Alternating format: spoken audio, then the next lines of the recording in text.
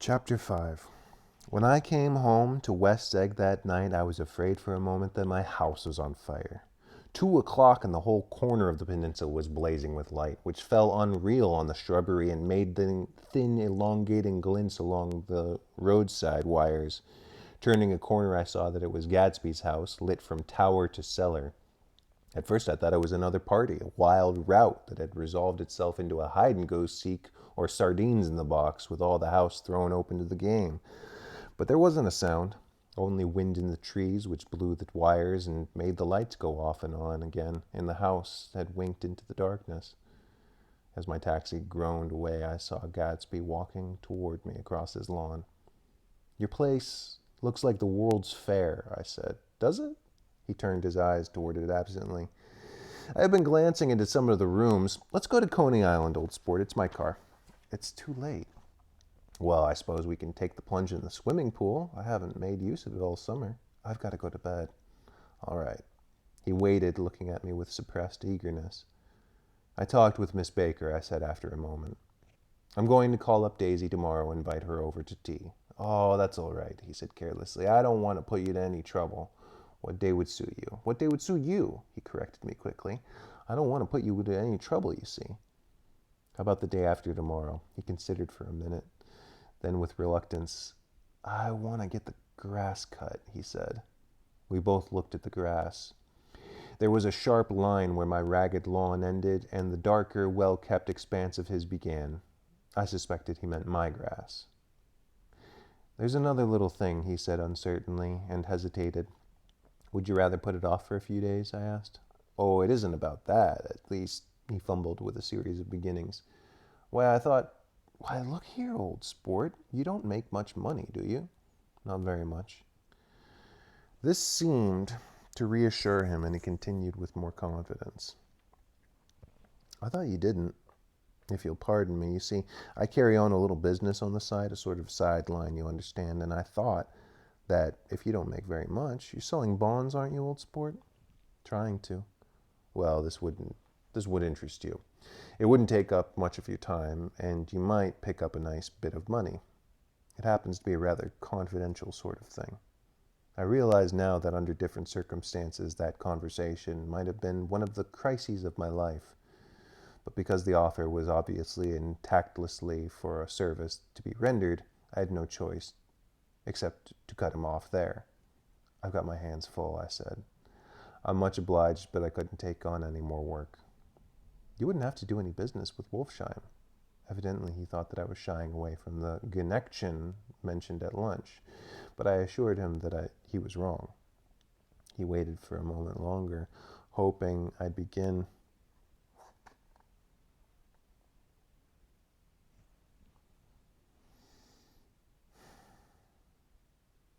A conversation, but I was too absorbed to be responsive, so he went unwillingly inside.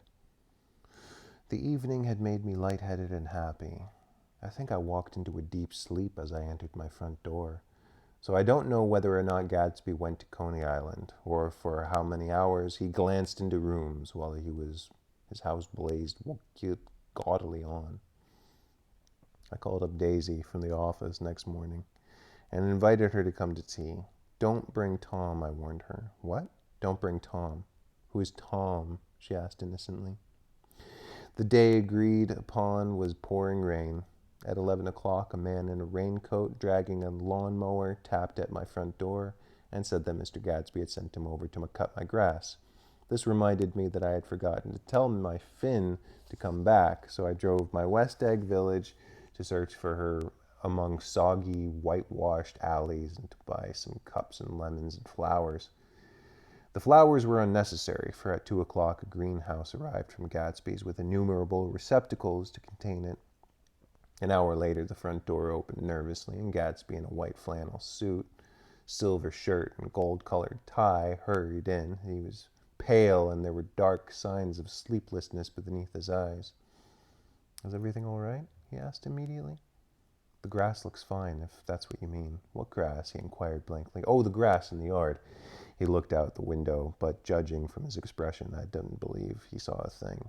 "Looks very good," he remarked vaguely. "One of the papers said that They thought the rain would stop for about an hour. I think it was the journal. Have you got everything you need in the shape of tea? I took him into the pantry where he looked a little reproachfully at the Finn. Together we scrutinized the 12 lemon cakes from the delicatessen shop. Will they do? I asked. Of course, they're fine. And he added hollowly, old sport. The rain cooled about 3:30 to damp mist, though which occasional thin drops swam like dew. Gatsby looked with vacant eyes through a copy of Clay's Economics, starting with the finished tread that shook the kitchen floor, and peering toward the bleared windows from time to time as if a series of invisible but alarming happenings were taking place outside. Finally, he got up and informed me in an uncertain voice that he was going home. Why's that? Nobody's coming to tea. It's too late. He looked at his watch as if there was some pressing demand on his time elsewhere. I can't wait all day. Don't be silly. It's just 2 minutes to 4. He sat down miserably, as if I had pushed him, and simultaneously there was the sound of a motor turning into my lane. We both jumped up, and a little harrowed myself, I went out into the yard. Under the dripping, bare lilac trees, to a large open car was coming up the drive. It stopped. Daisy's face, tipped sideways beneath a 3-cornered lavender hat, looked out at me with a bright, ecstatic smile. Is this absolutely where you live, my dearest one? The exhilarating ripple of her voice was a wild tonic in the rain. I had to follow the sound of it for a moment up and down with my ear alone before any words came through. A damp streak of hair lay like a dash of blue paint across her cheek, and her hand was wet with glistening drops as I took to it to help her from her car. Are you in love with me? She said low in my ear. Or why did I have to come alone? That's the secret of Castle Rackroot. Tell your chauffeur to go far away and spend an hour. Come back in an hour, Freddie. Then in a grave murmur, his name is Freddie. Does the gasoline affect his nose? I don't think so, she said innocently. Why? We went in. To my overwhelming surprise, the living room was deserted. Well, that's funny, I exclaimed. What's funny? She turned her head as there was a light, dignified knocking at the front door. I went out and opened it. Gatsby, pale as death, with his hands plunged like weights into his coat pockets, was standing in a puddle of water, glaring tragically into my eyes. With his hands still in his coat pockets, he stalked by me into the window, into the hall, turned sharply as if there were on a wire, and disappeared into the living room. It wasn't a bit funny. Aware of the loud beating of my own heart, I pulled the door to against the increasing rain. For half a minute there wasn't a sound. Then, from the living room, I heard a sort of choking murmur and part of a laugh, followed by Daisy's voice in a clear, artificial tone.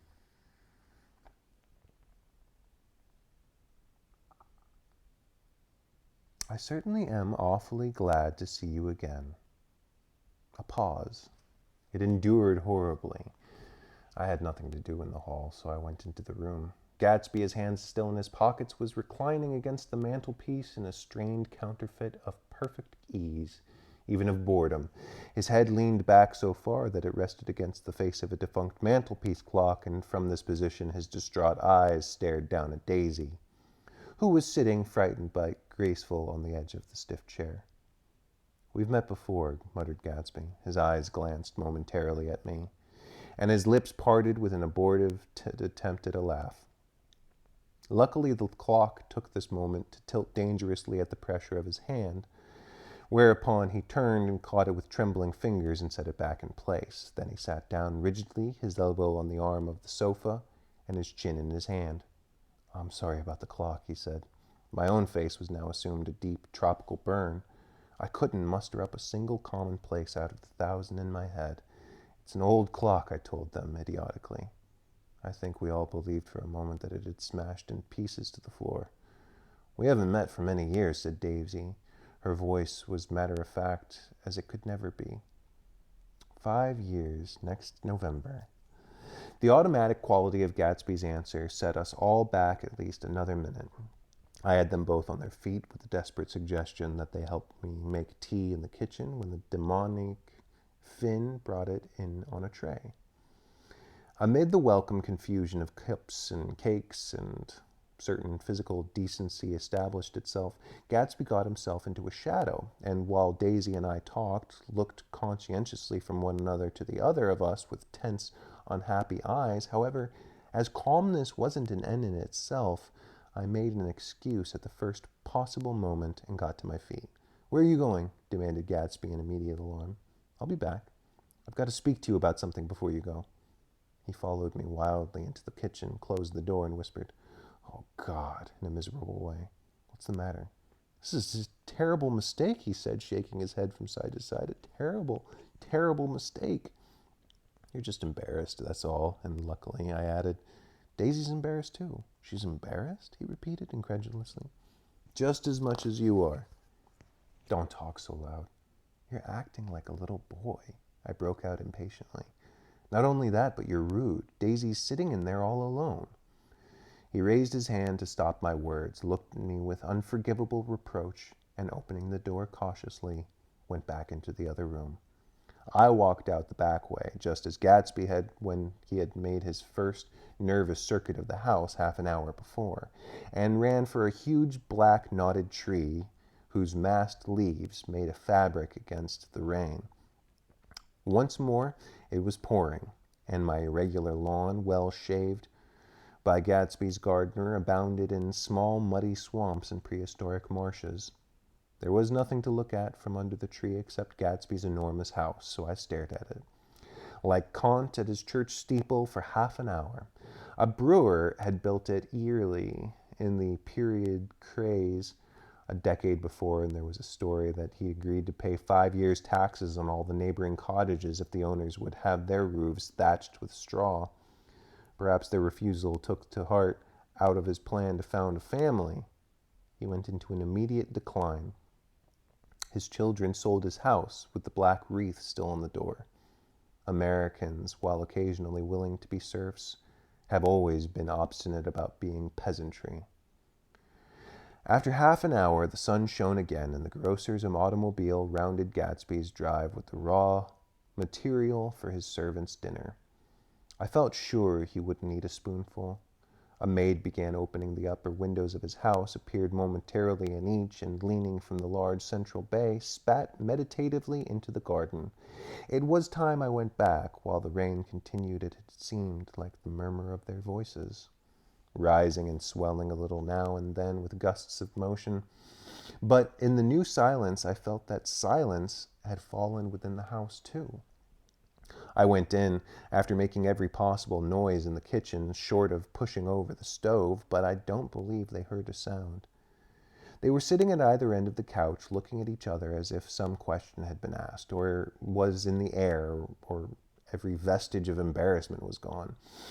Daisy's face was smeared with tears, and when I came in, she jumped up and began wiping at it with her handkerchief before a mirror. But there was a change in Gatsby that was simply confounding. He literally glowed. Without a word or a gesture of exultation, a new well-being radiated from him and filled the little room. "Oh, hello, old sport," he said, as if he hadn't seen me in years. I thought for a moment he was going to shake hands. "It stopped raining." "Has it?" When he realized what I was talking about, that there were twinkle bells of sunshine in the room, he smiled like a weatherman, like an ecstatic patron of recurrent light, and repeated the news to Daisy. "What do you think of that? It stopped raining." "I'm glad, Jay." Her voice, her throat full of aching, grieving beauty, told only of unexpected joy. "I want you and Daisy to come over to my house," he said. "I'd like to show you her around." "You sure you want me to come?" "Absolutely, old sport." Daisy went upstairs to wash her face. Too late, I thought with humiliation of my towels, while Gatsby and I waited on the lawn. "My house looks well, doesn't it?" he demanded. "See how the whole front of it catches the light?" I agreed that it was splendid. Yes. His eyes went over it, every arched door and square tower. "It took me just 3 years to earn the money that bought it." "I thought you inherited the money." "I did, old sport," he said automatically, "but I lost most of it in the big panic, the panic of the war." I think he hardly knew what he was saying, for when I asked him what his business was, he answered, "That's my affair," before he realized that it wasn't an appropriate reply. Oh, I've been in several things, he corrected himself. I was in the drug business when I was in the oil business, but I'm not in either now. He looked at me with more attention. Do you mean you've been thinking over what I proposed the other night? Before I could answer, Daisy came out of the house, and 2 rows of brass buttons on her dress gleamed in the sunlight. That huge place there? She cried, pointing. Do you like it? I love it, but I don't see how you live there all alone. I keep it always full of interesting people night and day, people who do interesting things, celebrated people. Instead of taking the short-cut along the Sound, we went down to the road and entered by the big postern. With enchanting murmurs, Daisy admired the aspect or that of the feudal silhouette against the sky, admired the gardens, the sparkling odor of jonquils, and the frothy odor of hawthorn and plum blossoms, and the pale gold odor of kiss me at the night. It was strange to reach the marble steps and find no stir of bright dresses in or out of the door, and hear no sound but bird voices in the trees. And inside, as we wandered through Marie Antoinette music rooms and Restorian salons, I felt that there were guests concealed behind every couch and table, under orders to be breathlessly silent until we had passed through. As Gatsby closed the door of the Merton College library, I could have sworn I heard the owl-eyed man break into the ghostly laughter. We went upstairs through period bedrooms swathed in rose and lavender silk and vivid with new flowers, through dressing rooms and pool rooms and bathrooms with sunken baths, intruding into one chamber where a disheveled man in pajamas was doing liver exercises on the floor. It was Mr. Klipspringer, the boarder. I had him wandering hungrily about the beach that morning. Finally, we came to Gadsby's own apartment, a bedroom and a bath, and an Adams study where he sat down and drank a glass of some chartreuse he took from the cupboard into the wall. He hadn't once ceased looking at Daisy, and I think he revalued everything in his house according to the measure of response it drew from her well-loved eyes. Sometimes, too, he stared around his possessions in a dazed way, as though in her actual and astounding presence none of it was any longer real. Once he nearly toppled down a flight of stairs. His bedroom was the simplest room of all, except where the dresser was garnished with a toilet set of pure dull gold. Daisy took the brush with delight and smoothed her hair, whereupon Gatsby sat down and shaded his eyes and began to laugh. It's the funniest thing, old sport, he said hilariously. I can't, when I try to. He had passed visibly through 2 states and was entering upon a third.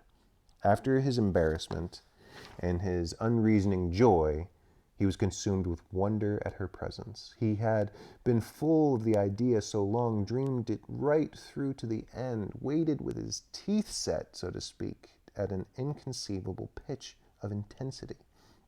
Now in the reaction, he was running down like an overwound clock. Recovering himself in a minute, he opened for us 2 hulking patent cabinets which held his massed suits and dressing gowns and ties, and his shirts piled like bricks in a stacks a dozen high. I've got a man in England who buys me clothes. He sends over a selection of things at the beginning of each season, spring and fall. He took out a pile of shirts and began throwing them one by one before us, shirts of sheer linen and thick silk and fine flannel, which lost their folds as they fell and covered the table in many-colored disarrays. While we admired, he brought more, and the soft, rich heap mounted higher. Shirts with stripes and scrolls and plaids and coral and apple green and lavender and faint orange with monograms of Indian blue. Suddenly, with a strained sound, Daisy bent her head into the shirts and began to cry stormily. They're such beautiful shirts, she sobbed, her voice muffled in the thick folds. It makes me sad because I've never seen such beautiful shirts before. After the house, we were to see the grounds and the swimming pool and the hydroplane and the midsummer flowers. But outside Gatsby's window it began to rain again. So we stood in a row looking at the corrugated surface of the Sound. If it wasn't for the mist, we could see your home across the bay, said Gatsby. You always have a green light that burns all night at the end of your dock. Daisy put her arm through this abruptly. But he seemed absorbed in what he had just said. Possibly it had occurred to him that the colossal significance of that light had now vanished forever. Compared to the great distance that had separated him from Daisy, it had seemed very near to her, almost touching her. It had seemed as close as a star to the moon. Now it was again a green light on a dock. His count of an enchanted object had diminished by one. I began to look around the room, examining various indefinite objects in this half-darkness. A large photograph of an elderly man in yachting costume attracted me, hung on the wall over his desk. Who's this? That's Mr. Dan Cody, old sport. The name sounded faintly familiar. He's dead now. He used to be my best friend years ago. There was a small picture of Gatsby, also in yachting costume, on the bureau. Gatsby with his head thrown back and defiant, taken apparently when he was about 18. I adore it, exclaimed Daisy. The pompadour. You never told me you had a pompadour or a yacht. Look at this, said Gatsby quickly. Here's a lot of clippings about you. They stood side by side examining it. I was going to ask to see rubies when the phone rang, and Gatsby took up the receiver. Yes, well, I can't talk now. I can't talk now, old sport. I said a small town. He must know that a small town is... Well, he's no use to us if Detroit is of the idea of a small town. He rang off. Come here, quick, cried Daisy at the window.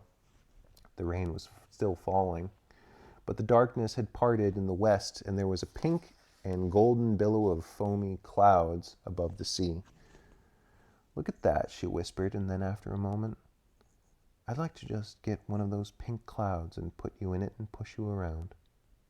I tried to go then, but they wouldn't hear of it. Perhaps my presence made them feel more satisfactorily alone.